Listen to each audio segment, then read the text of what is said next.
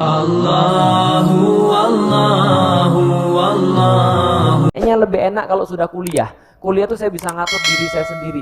Kuliah tuh saya nggak usah dekat sama orang tua. Saya bisa bebas, sebebas-bebasnya. Ternyata pas masuk kuliah lebih susah atau lebih mudah? Nah, apalagi yang sudah limited edition gitu kan ya, nggak lulus-lulus. Skripsi, nyari dosen nggak dapet gitu ya, susah banget mau ngedraft gitu kan ya. Lalu ditanya kapan kawin, kapan kawin, kapan kawin, itu ternyata lebih susah lagi ketika masuk kuliah. Dan biasanya kalau sudah mahasiswa itu ada satu penyakit, biasanya kalau Anda belum punya penyakit ini Anda nggak resmi jadi mahasiswa. Tipes gitu kan ya. Nah kenapa tipes? Karena ya pagi mie, siang mie, malam mie gitu kan ya, ngutang lagi makanya cepet tipes. Nah ini mulai ketika mahasiswa orang berpikir, kayaknya enak kalau sudah nikah. Ada di antara teman-teman yang mikir begitu. Hampir semua orang mikir bahwa nikah itu adalah merupakan sebuah solusi. Walaupun ini bukan materi pranikah, tapi perlu saya garis bawahi, nikah itu hanya pergantian fase, bukan penyelamat hidup. Bisa dipahami itu sekalian ya, pergantian fase bukan penyelamat hidup. Kadang-kadang orang memandang nikah itu kan penyelamat hidup. Nanti kalau sudah nikah saya akan begini.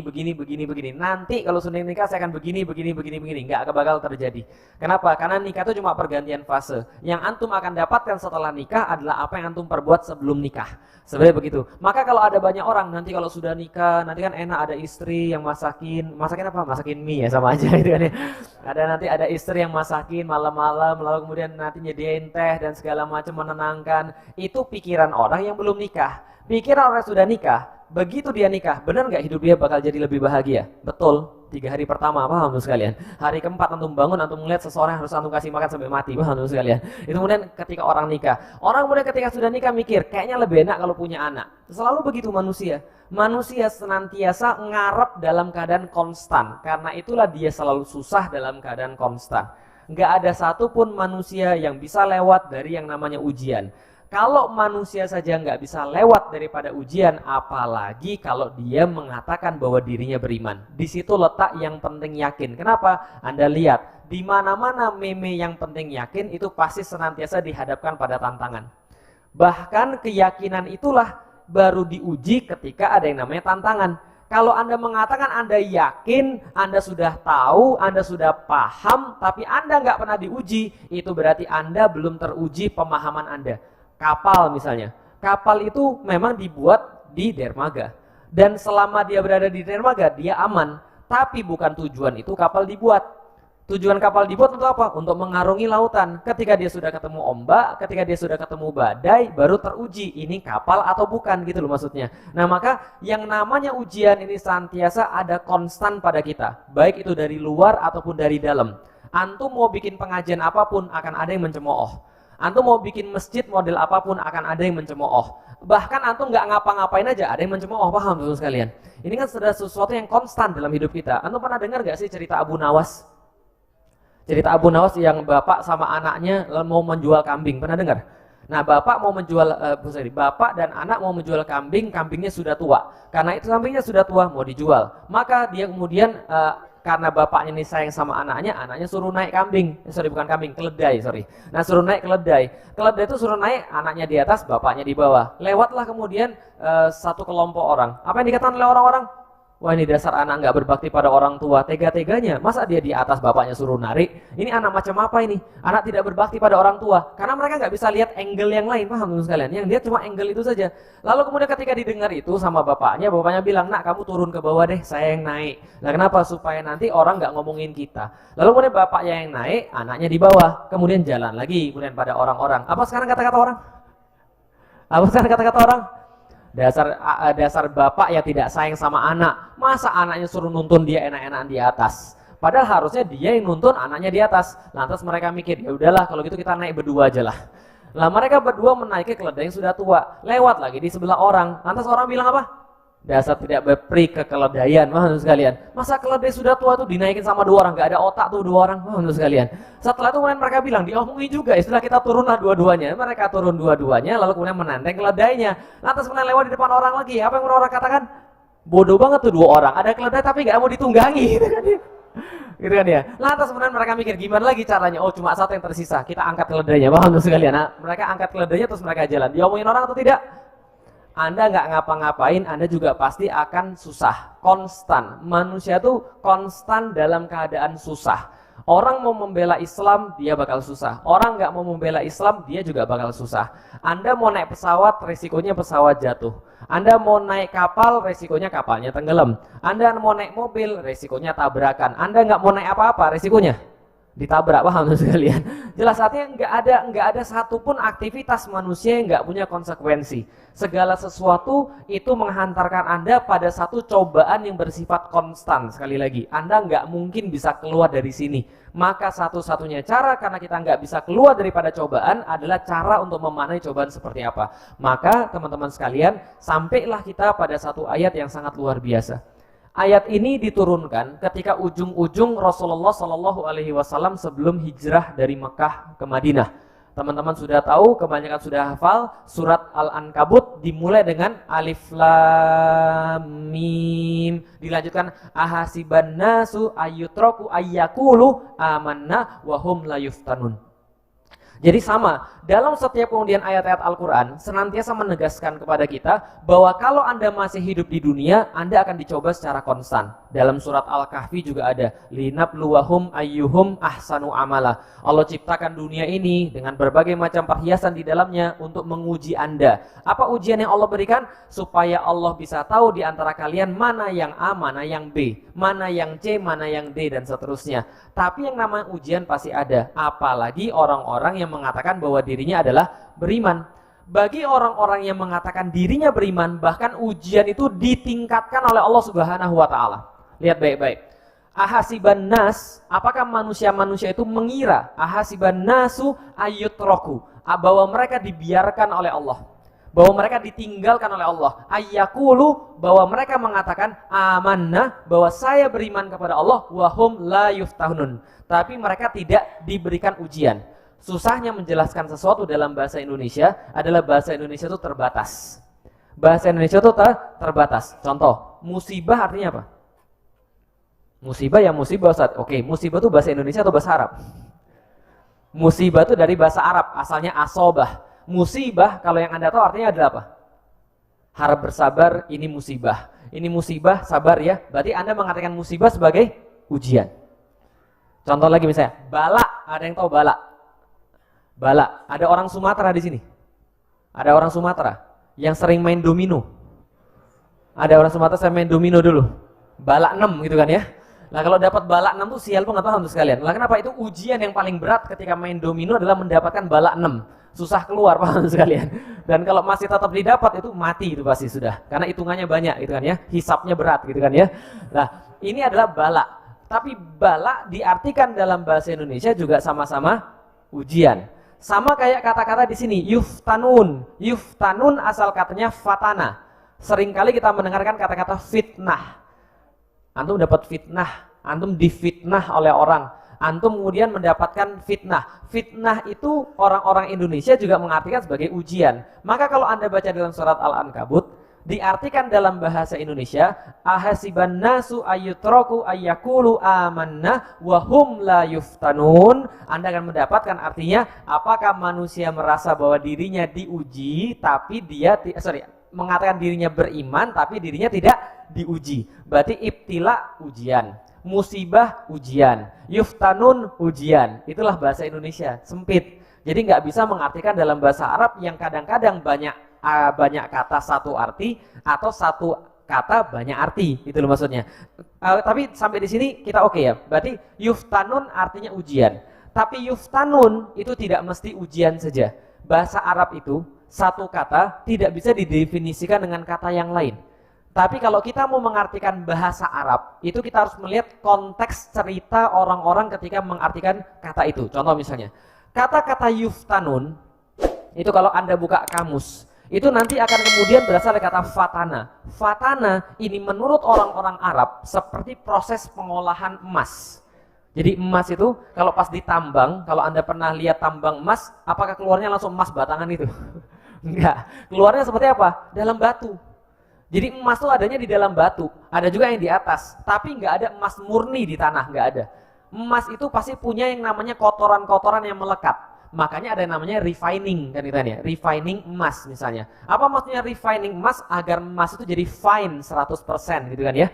Berarti ada proses penghilangan kotoran-kotoran ketika emas itu ditambang. Nah, proses penghilangan kotoran ini namanya fatana.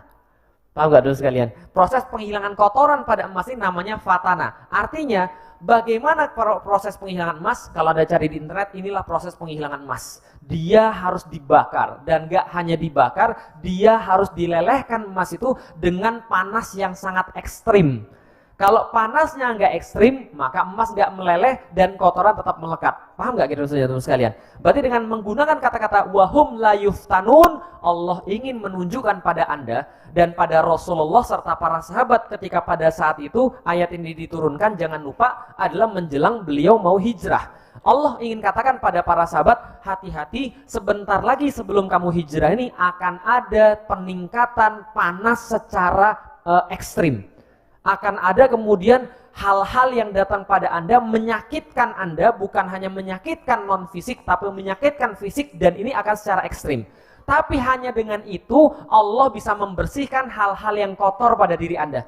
Hanya dengan itu Allah bisa mengeluarkan kotoran-kotoran dari dalam diri Anda. Allah menggunakan kata yuftanun bukan yubtalaun, bukan. Bahwa mereka tidak diuji seperti ibtila. Sedangkan ketika Allah mengatakan walanabluwannakum bisyai'im minal khauf wal ju' wan naqsim minal amwali wal anfusi was samarat, dan kemudian Allah katakan akan diuji setiap manusia. Saya sulit ngomongnya. Ini uji lagi. Tapi ingat ya, ini kata-kata walanabluwannakum asal katanya bala yang tadi saya bilang. Yang mana Ustaz? Yang domino tadi ya. Domino ingat itu tadi, balanya nggak ingat itu bahaya. Nah, walanabluwannakum saja bisyai minal khauf, kelaparan, kekurangan harta, kekurangan buah-buahan, atau harta kita diambil oleh orang, lalu kemudian wanaksi minal amwali wal anfusi was samarat, dan kemudian kekurangan jiwa dan seterusnya. Itu masih bala. Itu masih bala. Anda jadi miskin, Anda jadi sedih, Anda jadi galau, itu masih bala. Belum yuftanun, bukan fatana. Paham ya? Jadi dengan menggunakan kata-kata fatana saja, Allah sudah menyiapkan pada Anda, kalau Anda berani ngomong Anda beriman. Kalau Anda mengatakan bahwa diri Anda beriman, berarti Anda sudah harus siap, wahum la yuftanun. Pasti akan ada fitnah yang datang pada Anda. Tapi Allah tidak memberikan fitnah itu karena Allah benci Anda, tidak. Allah tidak memberikan fitnah itu karena Allah nggak suka sama Anda. Karena beberapa orang mengembangkan metode berpikir seperti yang bukan Islam. Dulu ketika saya masih bukan Islam, seolah-olah begini, kalau kita tuh dapat kaya, berarti Tuhan sayang sama kita. Kalau kita tuh dapat istri yang baik, istri yang cantik, istri yang seksi, oh Tuhan sangat favorit pada kamu. Begitu kemudian kita sakit, lalu kemudian dikatakan, itu Tuhan lagi murka kepada kamu. Wah, teman sekalian, dalam Islam tidak begitu. Buktinya contoh misalnya, dalam surat Al-Fajri, Allah katakan misalnya, wa ammal insanu idza mabtalahu rabbuhu fa akramahu wa na'amahu fa yaqulu rabbi akraman wa idza mabtalahu faqaddara alaihi rizqah. Allah katakan Allah kasih bala itu bisa jadi dua, bisa jadi kemudian kaya, bisa jadi kemudian miskin. Berarti kaya itu adalah bala, miskin juga adalah bala. Nah, artinya ketika Allah mengatakan Anda akan diuji dengan sangat berat sekali, bukan berarti Allah nggak sayang sama antum. Tapi justru Allah sayang sama antum, makanya pengen antum tuh murni 100% ketika menghadap pada Allah Subhanahu wa taala. Maka dikasih yang namanya yuftanun. Dengan kata-kata itu seolah-olah Allah ingin katakan Anda itu semuanya emas. Anda itu semuanya emas, makanya diuji. Ada nggak pernah orang ditanya, "Mas, lagi ngapain, Mas?" Refining emas. Widih, luar biasa Mas, keren banget. Gimana cara refining emas, Mas? Gini caranya. Kamu harus bakar, kamu harus kemudian begini sehingga muncul emas murni. Nanti dijual berapa Mas emas murni? Segramnya 550.000, Bro. Keren banget. Ada nggak orang menanya, "Ngapain kamu?" "Saya lagi refining batu kali." Wah, teman sekalian, nggak ada. Allah itu memberikan ujian, memberikan fatana, ujian yang sangat berat, itu hanya bagi orang-orang yang dianggap emas. Tapi kalau Anda bukan emas, Anda nggak akan dikasih kemudian ujian. Bisa dipahami sampai di sini teman sekalian. Jadi konsep bahwa manusia senantiasa berada dalam ujian. Apalagi ketika ada orang mengatakan bahwa saya beriman pada Allah, maka mereka lebih diuji oleh Allah, diberikan ujian yang berlipat-lipat oleh Allah, bahkan panas yang sangat ekstrim sampai mereka bisa meleleh. Itu adalah konsep bahwa Anda itu berharga. Lantas kemudian Allah menyampaikan dalam ayat yang berikutnya, walaqad fatannal ladzina min qablihim. Dan Anda jangan heran, ketika Anda itu diuji oleh Allah, Anda jangan heran. Kenapa? Anda bukan yang pertama. Anda tuh nggak spesial. Anda spesial bahwa Anda emas, iya, tapi orang-orang berlalu di sebelum Anda itu juga spesial juga, dan Anda sama kayak mereka. Rasul aja diuji, Musa aja diuji, Isa aja diuji, kenapa Anda tidak? Bahwasanya Rasulullah Shallallahu Alaihi Wasallam adalah orang yang paling mulia dan beliau diuji oleh Allah dengan ujian yang sangat berat. Bahkan Rasulullah berkata, di antara para nabi dan di antara para manusia tidak ada satupun orang yang diuji melebihi saya. Apa salah satunya? Rasul berkata, kalau Anda pernah merasakan meriang, di mana seluruh kemudian sendi-sendi Anda tuh rasanya sakit semua, pernah nggak ngerasa begitu? Rasanya wudhu males banget rasanya, karena gerak aja susah. Meriang itu sendi-sendi kan sakit semua. Sendi-sendi sakit semua, kepala berat, mata berat dan segala macam. Nah, Rasul katakan bahwa sakitnya beliau itu berkali-kali lipat kita. Jadi ketika beliau meriang itu, rasa sakitnya berkali-kali lipat manusia biasa. Dan beliau itu menghadapi banyak sekali ujian-ujian yang nggak dihadapi oleh manusia sebelumnya. Maka ketika Rasul pun diuji, kita pun diuji. Kenapa? Karena ketika kita diuji, kita cuma melaksanakan sunnatullah. Bahwa Allah ingin membersihkan kita, Allah ingin meningkatkan derajat kita. Kalau awalnya emas itu masih kemudian banyak kotoran, dia dijual murah, maka setelah dibersihkan dengan fitnah-fitnah itu, maka dia muncul sebagai emas murni yang Allah akan banggakan pada banyak penduduk surga. Supaya apa? Fala ya'lamanna Allah, supaya Allah tahu. Nah, oke, ini lihat dulu, fala ya'lamanna Allah itu bukan berarti Allah tidak tahu sebelumnya. Tapi ketika Allah mengatakan supaya Allah mengetahui dengan kata-kata itu adalah supaya Allah memperlihatkan kepada Anda semua. Bisa dipahami ya? Karena Allah pasti maha tahu. Yang nggak tahu siapa? Yang nggak tahu kita. Makanya yang dimaksud dengan fala ya'lamannallahu alladzina shadaqu, siapa yang kemudian yang benar, siapa yang kemudian tetap beriman kepada Allah, artinya adalah siapa yang muncul nanti diketahui oleh manusia. Karena Allah nggak perlu itu semua, karena Allah sudah tahu. Allah kan al-muhit, Allah kan yang maha meliputi. Maka manusia yang perlu tahu siapa yang benar-benar beriman dan siapa yang tidak. Wa ya'lamannal kadzibin, dan mengetahui siapa yang mendustai Allah. Artinya apa? Jadi gini ceritanya teman-teman sekalian. Kita bicara tentang visi teman-teman sekalian. Ini penting banget. Kata-kata yang penting yakin itu tergantung pada visi Anda. Ketika Allah Subhanahu wa Ta'ala, ketika menjumpai kemudian manusia-manusia yang mengatakan dirinya beriman, tadi sudah saya katakan dari awal, Allah akan memberikan apa? Ujian yang sangat berat. Sebuah panas yang sangat ekstrim, sehingga dia itu kemudian berteriak, sehingga dia itu kemudian merasa sangat tidak nyaman. Tapi tujuannya untuk apa? Untuk membersihkan perkara-perkara yang nggak perlu pada diri Anda dan menjadikan Anda emas 100%. Karena kata-kata fatana itu daripada pemurnian emas, gitu kan ya. Lah, untuk apa kemudian pemurnian emas? Supaya Allah mengetahui, memisahkan yang mana yang kotoran, yang mana yang emas. Dalam bahasa ini, fala ya'manallah alladzina shadaqu, supaya kemudian kita diketahui oleh Allah yang mana yang emas shadaqu dan yang mana yang kadzibin dan yang mana yang mendustai Allah. Dan itu semua tergantung daripada visi. Orang yang punya visi akan bertindak sesuai dengan visinya. Dan saya kasih tahu, visi itu minimal ada 3. 1, visinya orang biasa. Itu visinya orang biasa. 2, visinya pengusaha. 3, visinya ahli surga. Yang nomor 1 apa? Yang kedua apa? Yang ketiga apa? Ahli surga. Lihat, visi orang biasa itu dia hanya bisa meyakini apa di depan mata dia. Jadi antum jangan tanya dengan segala sesuatu yang nggak di depan mata dia nggak bakal tahu. Contoh misalnya, ini apa? Meja. Ini apa? Kursi. Itu apa? Layar. Ini apa? Masjid. Dia cuma melihat apa yang dia tahu saja. Ini visi orang biasa. Beda dengan visi pengusaha. Kalau orang biasa lihat pakai mata, pengusaha lihat pakai akal. Pengusaha lihat pakai apa? Akal. Maka pengusaha nggak pernah lihat pakai mata. Kalau pengusaha lihat pakai mata, dia nggak bakal mau berinvestasi. Ini kalau teman-teman yang mau jadi pengusaha, jangan lihat pakai mata. Kalau Anda sudah lihat pakai mata, Anda telat. Orang jualan duren, Anda jualan duren. Orang jualan HP, Anda jualan HP. Orang jualan apa yang kemarin yang laku, cappuccino cincau, Anda jualan cappuccino cincau. Orang jualan tahu bulat, Anda jualan tahu bulat. Itu bukan pengusaha, itu namanya ikut-ikutan. Paham teman-teman sekalian? Pengusaha itu melihat sesuatu yang belum ada dengan akalnya. Maka dia mau berinvestasi. Oh, kira-kira yang laku ke depan ini, maka saya akan investasi di sini. Nanti ketika tiba masanya, maka saya akan meraup hasilnya. Kan gitu. Contoh misalnya, zaman dulu belum ada trading online, maka orang berinvestasi, buat kemudian sistemnya, buat kemudian caranya. Sekarang sudah zamannya online, dia tinggal meraup keuntungan. Anda baru mau jualan online sekarang, telat.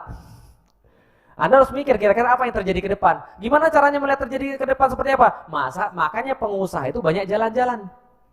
Karena ketika dia jalan-jalan mengumpulkan referensi diolah dalam otaknya, dalam kepalanya, maka dia melihat dengan kepalanya, dia melihat dengan akalnya. Ini pengusaha, visi pengusaha. Ada visi yang ketiga. Visinya ahli surga. Ahli surga itu nggak berhenti hanya lihat pakai mata, nggak berhenti hanya lihat pakai akal, tapi dia ngelihat pakai iman. Itu gimana ceritanya, Sat? Oke, gini, coba lihat. Suatu waktu bayangkan Anda ini di Arab ya, di Arab suatu waktu bangun pagi-pagi di Arab, waktu itu sekitar tahun 700-an kurang lah, 600-an sekian. Dan ya, 600-an sekian abad ke-7, Anda bangun pagi tiba-tiba ada orang ngomong begini. Bro, gua kemarin ngeliat, Masya Allah keren banget. Tiba-tiba malam hari, saya itu kemudian dibuka jantungnya, dikeluarin, kemudian dicuci pakai air zam-zam. Kemudian dimasukin lagi, lalu kemudian seolah-olah nggak ada luka sama sekali. Lalu kemudian saya jalan, ketemu satu binatang, lebih besar daripada keledai, lebih kecil daripada kuda, punya 2 sayap, indah banget. Terus kemudian saya naik, tiba-tiba 1 kepak, 2 kepak, saya melihat Masjidil Aqsa. Lalu kemudian dari Masjidil Aqsa, saya naik ke Sidratul Muntaha, berjumpa dengan Allah. Lalu kemudian begini, dan sampai lagi ke Mekah dalam waktu 1 malam. Kira-kira gimana orang waktu itu? Kira-kira orang ngomong apa? Sebentar. Lu ngomong apa tadi? Masjidil Aqsa. Oke, baik. Oke, nggak usah ke Sidratul Muntahanya dulu ya. Masjidil Aqsa yang bisa masih dipikirin pakai akal. Kalau yang tipe pertama nggak akan mungkin lah. Kenapa? Dia cuma lihat pakai mata, paham sekalian. Ini tipe-tipe pengusaha, tipe-tipe Quraisy, pengusaha sukses luar biasa. Sebentar. Apa tadi? Masjidil Aqsa. Buka Google, klik Masjidil Aqsa direction Masjidil Haram, paham sekalian. Dapat 1123 km. Lalu kemudian dikalkulasi, oke, kuda paling cepat pada zaman itu 120 km itu 1 hari, itu non-stop, 24 jam lari, 120 km 1 hari. Sebentar, 1123 bagi 120 km, gak mungkin, ini berbulan-bulan, gila kamu ya, teman-teman sekalian. Itu orang cuma lihat pakai akal, tapi begitu kemudian ini dikonfrontasi, jadi berita ini benar-benar disebar, benar-benar diviralkan sama orang-orang kafir Quraisy. Lah kenapa? Mereka menganggap berita ini adalah sebuah cara untuk menghancurkan kaum muslimin. Mereka sebarin ke semuanya dan benar banyak yang murtad. Banyak yang meragukan Rasulullah Shallallahu Alaihi Wasallam dan visi yang dia punya. Kemudian begitu kemudian berita ini dibawa pada Abu Bakar As-Siddiq, kemudian dikatakan pada Abu Bakar, kamu tahu nggak? Saya punya cerita bagus. Cerita apa? Abu Bakar baru pulang dari luar kota. Kemudian dibilangin, masa Muhammad itu, nabimu itu yang kamu junjung tinggi itu bilangnya begini, coba diceritain semua pada Abu Bakar. Begitu ceritanya selesai, Abu Bakar dengan muka datarnya kemudian berkata, cuma gitu aja yang kamu ceritain. Lalu orang kafir Quraisy kemudian bingung, maksudmu gimana? Ini kan ceritanya dulu ajaib luar biasa. Dia bilang cuma gitu aja. Iya. Lalu Abu Bakar mengajarkan kepada kita, ini yang disebut dengan visi iman. Apa visi iman? Abu Bakar berkata, kalaupun Muhammad berbicara lebih daripada itu, niscaya aku tetap percaya. Kenapa? Karena keluarnya dari lisan Muhammad Sallallahu Alaihi Wasallam. Mengapa? Dari situ kita muncul. Kalau Anda bicara tentang ilmu, Anda jangan lihat siapa yang menyampaikan. Ungzur ma qala, lihat apa yang dibicarakan oleh dia. Wala tangdur ma man qila, dan jangan Anda melihat siapa yang kemudian dibicarakan atau siapa yang berbicara. Wala tangdur man qala, jangan lihat siapa yang berbicara, tapi lihat apa yang dibicarakan. Artinya adalah apa? Kalau misalnya pun dia seorang anak kecil, kalaupun dia bukan orang pesantren, kalaupun dia adalah orang yang tatonya banyak, tapi ngomongannya Al-Quran, dengerin kalau ilmu. Tapi kalau soalan iman, Anda harus benar-benar ngelihat siapa yang berbicara. Jadi Bapak-Ibu sekalian, kalau soalan iman, kebalik. Ungzur man qala, lihat siapa yang berbicara. Wala tangzur ma qila, jangan lihat apa yang dibicarakan oleh dia. Kalau yang bicara adalah Rasulullah Sallallahu Alaihi Wasallam, hatta itu sesuatu yang nggak mungkin kita percaya dengan akal kita, tapi kita harus percaya. Kenapa? Karena yang ngomong adalah Rasulullah Muhammad Sallallahu Alaihi Wasallam, dan Rasul tidak mungkin bohong. Kalau Rasul tidak mungkin bohong, berarti itu pasti terjadi. Ini visi yang namanya visi akhirat, visi iman. Visi iman hanya bisa dilakukan oleh orang-orang yang yakin. Gitu kan ya. Nah makanya kemudian ketika Allah katakan, kami memberikan ujian kepada kalian agar kami bisa memisahkan antara orang-orang yang benar dan orang-orang yang penipu, adalah maksudnya Allah Subhanahu wa taala hanya orang-orang yang punya visi iman yang bisa lulus daripada semua itu. Jadi Bapak-Ibu sekalian, coba lihat ya. Manusia itu kan sama semua. Pengennya cepat, betul atau tidak? Pengen kawinnya nanti atau sekarang? Nanti atau sekarang? Yakin nanti, gitu kan ya. Antum kalau melakukan sesuatu pasti pengennya cepat, betul kan ya? beli barang online, pengen datangnya hari ini atau besok? Kalau bisa sekarang langsung dapat, gitu kan ya. Kalau misal antum kemudian udah ngeluarin sesuatu, antum pengen hasilnya sekarang juga, antum nggak mau hasilnya nanti.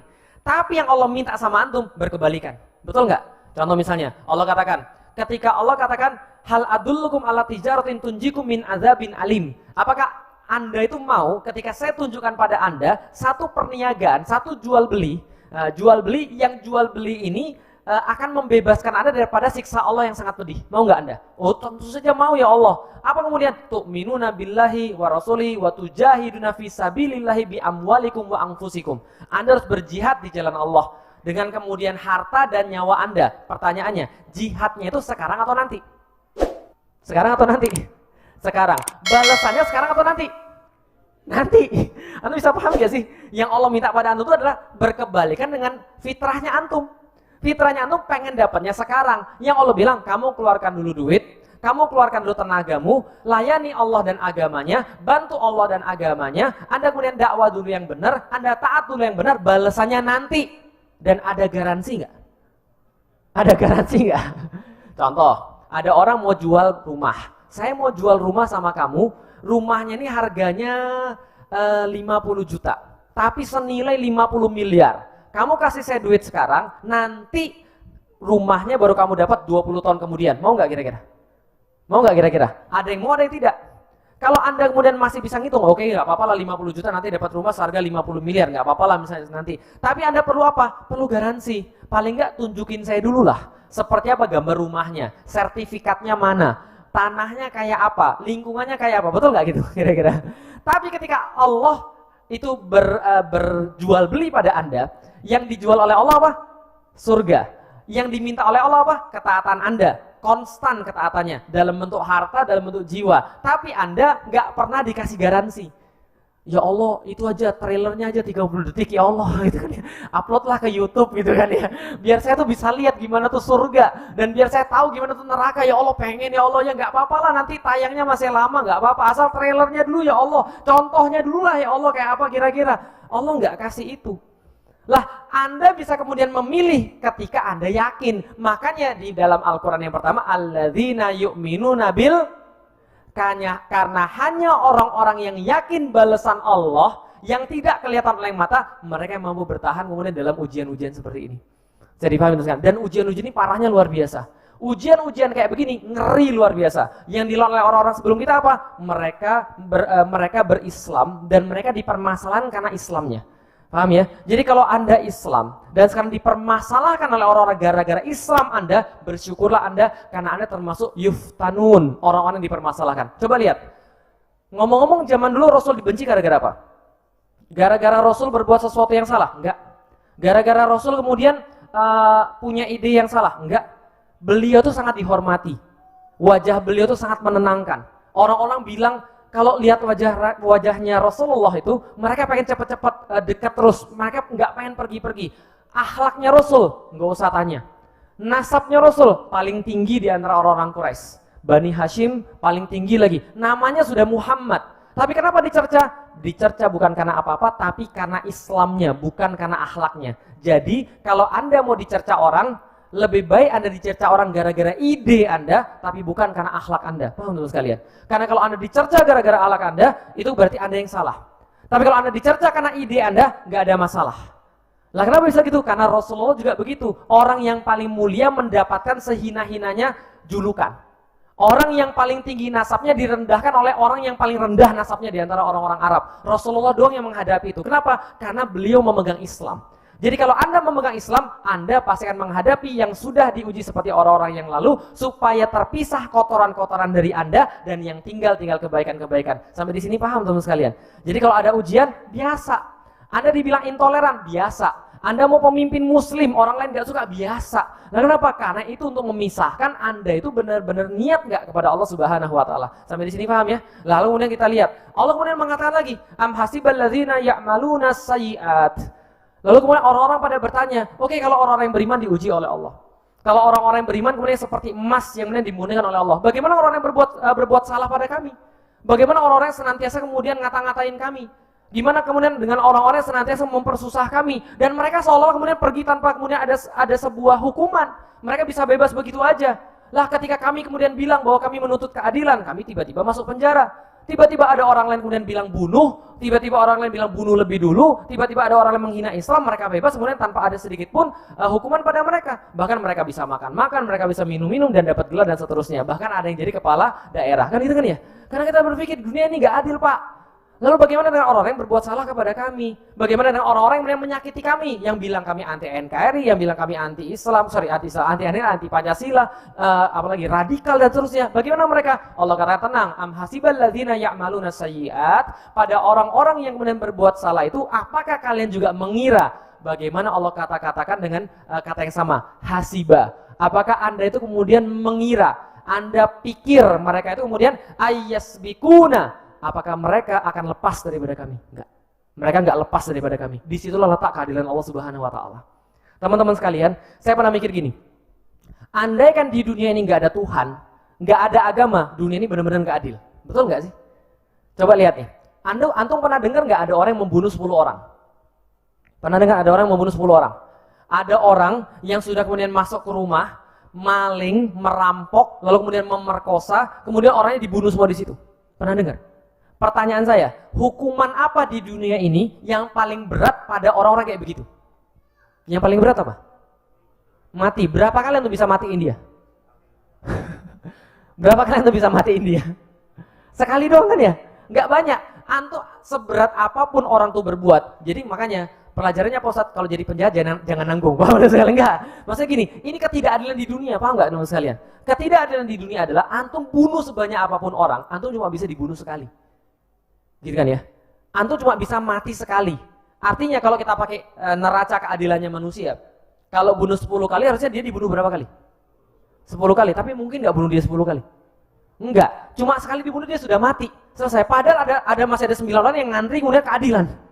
Gitu kan ya? Yang satu mati, bagus, saya sudah puas karena dia sudah membunuh anak saya. Yang 9 itu dapat apa-apa sekalian. Nah ini kan keadilan versi manusia.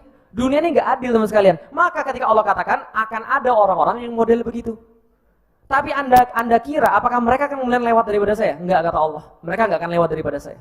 Coba baca kemudian surat Al-Waqiah, surat An-Naba. Bagi anda yang kemudian merasa bahwa Allah kok sadis banget, anda nggak tahu bagaimana sadis itu. Anda nggak ngerti bagaimana sadis itu sebelum anda punya anak, misalnya mohon maaf disodomi oleh orang kemudian dibunuh.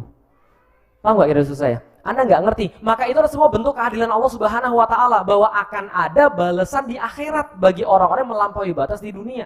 Togok seperti Fir'aun. Fir'aun itu ketika dia takut diganti, paham teman sekalian, mulai panik, mulai gila, paham teman sekalian. Apa kegilaannya salah satunya? Setiap laki-laki yang muncul Yahudi disembelih sama dia. Paham teman-teman sekalian? Dia pikir bahwa dia bisa lewat daripada kemudian keadilan Allah. Ternyata nggak bisa lewat. Di dunia dan di akhirat nggak lewat sama sekali. Ayasbikun itu adalah sebuah hal yang Allah katakan seolah-olah orang-orang yang berbuat dosa itu mereka merasa dengan kekuasaan mereka merasa dengan kemudian kehebatan mereka merasa dengan kepintaran mereka bisa melampaui Allah Subhanahu wa Ta'ala. Enggak sama sekali. Allah katakan sa'a ma yahkumun, sangat jelek sekali apa yang mereka perkirakan itu. Sangat bodoh sekali bahasanya. Apa yang mereka kemudian hakimi itu, apa yang mereka kemudian pikir dalam kepala mereka itu, kalau mereka bisa melewati Allah Subhanahu wa Ta'ala, kalau mereka bisa kemudian lari daripada kejaran Allah Subhanahu wa Ta'ala. Lalu kemudian apa yang bisa kita lihat? Nih contohnya sekalian. Di dalam Islam, salah satu konsep keadilan Allah adalah yang namanya istidraj. Tahu istidraj? Kadang-kadang orang ketika melihat konsep istidraj, orang nggak mau menerima. Itu pernah terjadi pada saya. Contohnya saya. Kok Ustadz mikir begitu sih? Ya wajar, namanya juga manusia. Dan ya, saya nikah tahun 2006. Saya punya istri. Saya nikah dengan baik. Saya masuk Islam, saya tinggalin pacar saya.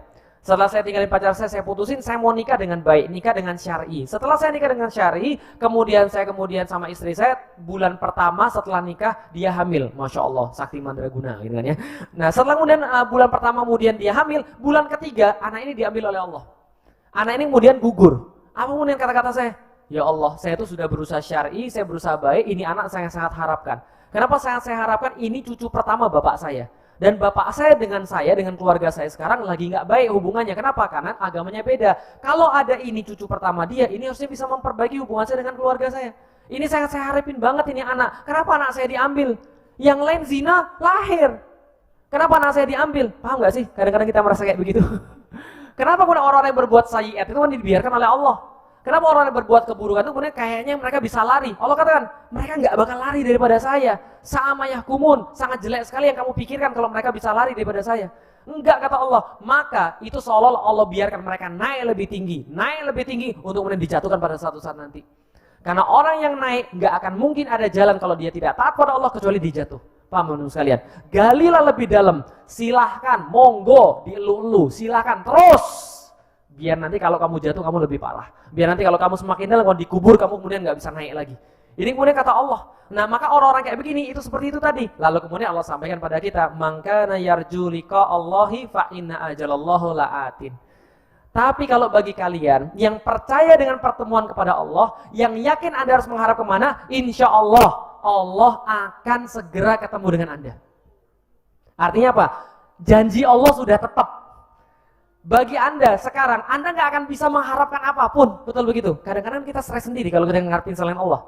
Paham nggak sih kesetresan orang-orang yang ngarepin selain Allah? Loh, konstitusi kan menjamin kebebasan orang. Kenapa kami nggak boleh bilang begini? Kenapa mereka boleh? Harusnya kan kemudian kalau mereka boleh, kami juga boleh. Kalau kami nggak boleh, mereka juga nggak boleh. Anda ngarepin konstitusi, sekalian. Nggak akan datang keadilan. Nah kenapa? Ingat, bagi orang-orang kafir, bagi orang-orang yang zalim, bagi orang-orang yang kemudian menghambat dakwah, nggak ada konstitusi, nggak ada nilai, nggak ada prinsip. Paham nggak? Itu selesai. Jadi antum jangan mengharapkan keadilan dari mereka. Ngayal. Kenapa ngayal? Karena zaman dulu kita diajarkan begitu. Coba lihat. Rasulullah Shallallahu Alaihi Wasallam itu bani apa? Bani Hashim. Dan saya kasih tahu tidak ada yang dibanggakan oleh orang-orang Arab kecuali kabilah mereka. Kebanggaan datang dari kabilah, lalu kemudian ikatan datang dari kabilah, kehormatan datang dari kabilah, lalu kemudian kalau kabilahnya diganggu mereka siap untuk kemudian bayar darah untuk pada kabilah yang lain yang kemudian membunuh kabilahnya. Tapi hatta kebanggaan mereka tentang kabilah tidak menghalangi mereka daripada usaha pembunuhan terhadap Rasulullah Shallallahu Alaihi Wasallam.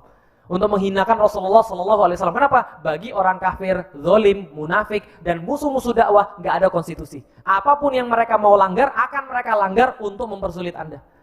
Itu sudah dari dulu, itu sudah cerita lama. Musa itu siapanya Fir'aun?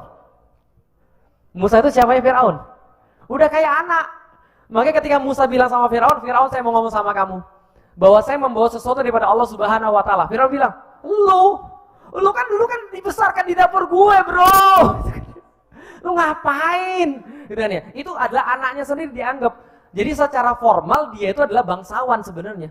Secara formal bangsawan. Tapi apa kata Firaun? Kita bunuh aja nih anak. Kenapa? Bagi mereka nggak ada konstitusi.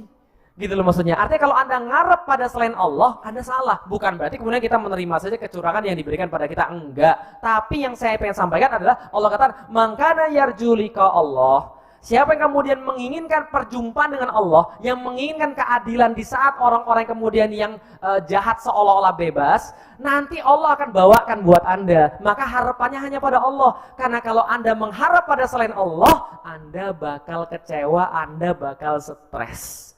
Ngarepin manusia nggak bakal bisa kemudian membantu Anda. Saya kasih tahu, kalau Anda punya masalah, Anda ceritain pada manusia, itu nambah masalah. Kenapa? Karena manusia yang diceritain itu 90% nggak peduli dengan masalah Anda. Sementara 10% sisanya senang kalau Anda dapat masalah. Paham tuh sekalian? Jelas ya? Tapi kalau Anda mengharapkan hanya Allah Subhanahu Wa Taala, Anda akan tenang. Kenapa? Allah sampaikan, wa huwas samiul alim. Allah melihat semuanya, Allah dengar semuanya. Dan kenapa Allah katakan wa huwas samiul alim? Kenapa kemudian harus diulang-ulang? Allah melihat, artinya Allah tahu setiap apa yang Anda kemudian kerjakan. Allah tahu setiap apa yang Anda maksudkan. Dan Allah Maha mendengar. Kenapa? Karena orang mendengar harus lebih dekat daripada orang melihat. Betul nggak sih? Anda bisa nggak ngelihat orang dari jarak 1 kilometer? Bisa, tapi Anda bisa dengar orang dari jarak 1 kilometer. Superman Anda, sekalian. Kalau dengar tuh harus dekat. Bisa Ustaz kalau disadap, ya tapi kan harus dekat tempat penyadapnya sekalian. Nah, huwas samiul alim adalah Allah yang maha mendengar lagi maha menyaksikan. Allah tuh bersama Anda. Sedekat itu, walaupun Anda berbisik, Allah akan dengar gitu loh maksudnya. Nah, maka kemudian Allah sampaikan ini. Anda itu, ketika Anda kemudian berada dalam masa-masa seperti itu, maka berikatlah pada aturan-aturan Allah. Ketika Anda kemudian lagi merasa stres karena orang-orang jahat berlalu tanpa kemudian ada balasan, Anda harus terikat dengan aturan-aturan Allah. Malah kemudian harus terikat dengan hukum-hukum Allah. Karena kenapa? Karena Allah menyuruh Anda untuk melakukan sesuatu hal. Apa yang Allah suruh? Jihad fisabilillah. Tapi jihad di sini bukan perang. Allah katakan, "Wa man jahada fa innama yujahidu li nafsih." Siapa yang berjihad itu, maka dia kemudian berjihad untuk dirinya sendiri. Itu untuk dirinya sendiri, bukan untuk Allah Subhanahu wa taala. Kenapa? Lihat baik-baik. Ketika Anda dalam kondisi di mana Anda diuji oleh Allah, lalu Anda kemudian dipastikan Anda cuma tertinggal yang baik dan yang jelek-jelek sudah pergi. Anda menyaksikan orang-orang senantiasa memberikan ujian-ujian tambahan bagi Anda dan mereka berlalu tanpa adanya satu hukum, kelihatannya begitu. Maka kemudian Allah katakan, tenang saja, kita akan segera bertemu, Anda punya saya. Setelah Allah suruh apa? Sekarang berjihadlah, jangan diem. Maka berdirilah dan berucaplah secara lantang dengan Islam. Dalam masa-masa ketika Islam itu kemudian diberikan sebuah tekanan, distigmatisasi negatif, dimonsterisasi negatif, maka di saat itulah Anda jangan diem, malah harus ngomong. Itu kata Allah. Ketika Anda lagi diuji oleh Allah Subhanahu wa taala dan diuji oleh manusia, oleh orang-orang yang jahat, maka berdirilah dan lantangkan Islam, jangan berhenti. Kalau Anda berhenti, justru di situ letak kesalahan Anda dan kekalahan Anda. Bisa difahami teman-teman sekalian. Maka Allah suruh kemudian untuk malamunan bangkit dan untuk berkata dengan sesuatu yang baik. Ini yang dilakukan sekali lagi. Ayat ini turun kapan? Menjelang hijrahnya Rasul dari Makkah ke Madinah. Dan itu yang dilakukan oleh para sahabat Rasulullah Shallallahu Alaihi Wasallam.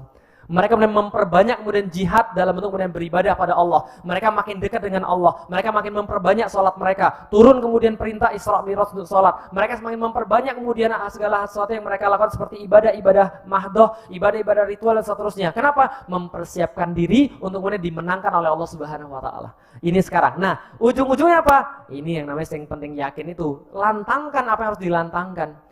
Yang penting yakin, ya teman-teman sekalian. Ini terakhir sebelum kita nanti tanya jawab karena panitia berpesan agak banyak waktu untuk tanya jawab insya Allah. Ini waktunya 30 menit kayaknya gitu kan ya. Baik, ini Nabi Ibrahim. Beliau kemudian bersama dengan istrinya Hajar membawa anaknya masuk ke padang pasir. Coba bayangkan, ketika ditinggal oleh kemudian Nabi Ibrahim, saya singkat saja, kira-kira Hajar pusing atau tidak? Hajar pusing atau tidak? Enggak Ustadz. Hajar itu masih manusia, pusing juga teman-teman sekalian. Maka dia panggil suaminya, Ibrahim mau kemana? Ibrahim mau kemana? Nggak dijawab 2 kali, ditanya, Ibrahim ini perintah Allah atau bukan? Jawabannya, iya ini perintah Allah. Begitu dengar kata Allah, langsung kebayang 5 ayat yang tadi.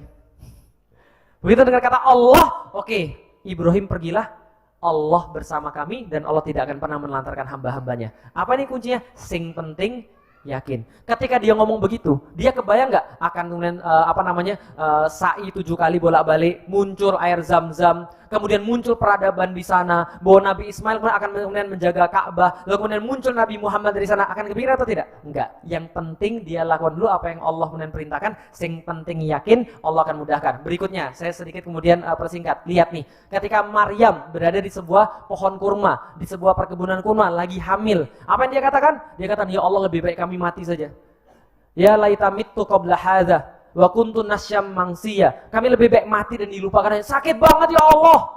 Enggak ada keluarga sama sekali di sini. Ini saya mau mengurus anak saya ini. Sakit banget ya Allah, lebih baik mati saja saya ya Allah. Apa kata Allah? Sudah tenang saja. Wa huzi ilaiki bijithin nakhlah. Coba goyang pohon kurma itu. Tuh sakit alaiki rutoban janiyah. Nanti akan Anda munculkan kemudian kurma-kurma yang masak. Ada enggak kemudian Maryam bilang? Enggak masuk akal ini ya Allah. Logika dong. Gimana ibu-ibu hamil suruh goyang pohon kurma? Antum aja nggak bisa. Antum pernah lihat kurma nggak? Belum pernah. Nah, goyang pohon-pohon itu aja tuh, pohon kelapa di depan itu. Kalau bisa goyang hebat antum. Nah, itu suruh goyang pohon kurma masak. Itu nggak masuk akal. Tapi sing penting yakin. Yang penting yakin, goyang aja dulu. Saya sudah bahas tadi semuanya apa yang melandasi orang itu ketika bisa yakin dengan Allah. Ketika dia beriman pada hari akhir dan dia yakin Allah sudah punya rencana dengan semua itu. Dia goyang. Apalagi bisa kita lihat ketika kemudian Musa membawa kemudian orang-orang Bani Israel pada waktu kemudian malam hari, pagi harinya sudah terdesak. Depannya laut, belakangnya tentara. Apa kata orang-orang Yahudi? Masih sempat-sempatnya ngece, paham sekalian?